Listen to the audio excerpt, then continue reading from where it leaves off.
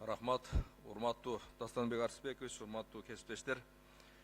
Менин көтөрө турган маселем төмөнкүчө. Нокат районуна караштуу Ынтымак айыл өкмөтүндө Бешбуркан айылы бар. Ошол өткөн жылы ошол айылда октябрь айында мектеп курулуп, мектеп ачылыш азем болду. Бирок ошол мектеп менен айылдын ортосунда чоң сел өтө турган сай бар.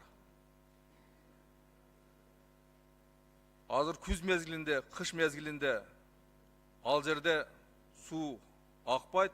Эртең жаз мезгилинде тоодон түшкөн суулар ошол сай аркылуу сел жүрөт да.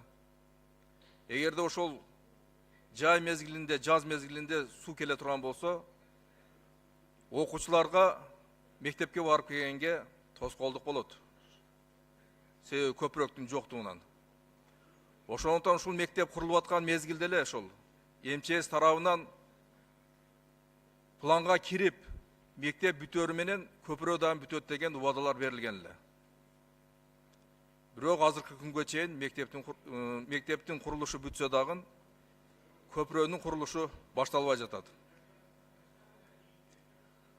Ошондуктан Ашырбек Мойдунович бул маселени ошол МЧС министрлигине, премьер-министрге айтып, ошол Бешбуркан айылына ушул көпүрөктү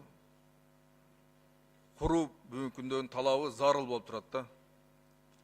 Ошондо биз окуучуларга шарт түзүп берген болобуз. Андан тышкары, ошол эле Нокат районуна караштуу Көкжар айыл өкмөтүндө Каранай толук эмес мектеби бар. Ал да бүгүнкү күндө авариялык акыбалда турат. МЧСтин корутундусу бар. Ал мектепте бүгүнкү күндө окуганга мүмкүн эмес деген. Мына 2019 жылкы ушул капиталдык салымдардан мектептерди куруу тизмесине ушул мектепти дагы киргизишинин ушул эл суранып жатат. Мен да өтүнүп кетет элем.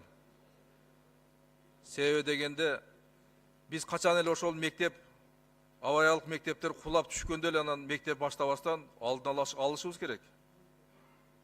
Эгерде бир кичинекей жер тирөө болмосо, эртең ошол мектеп кулап, окуучуларыбызга дагы зыян келип калышы мүмкүн. Ошондуктан ал мектептин кулашыны күтпөстөн эле алдын алып, быйылкы жылдын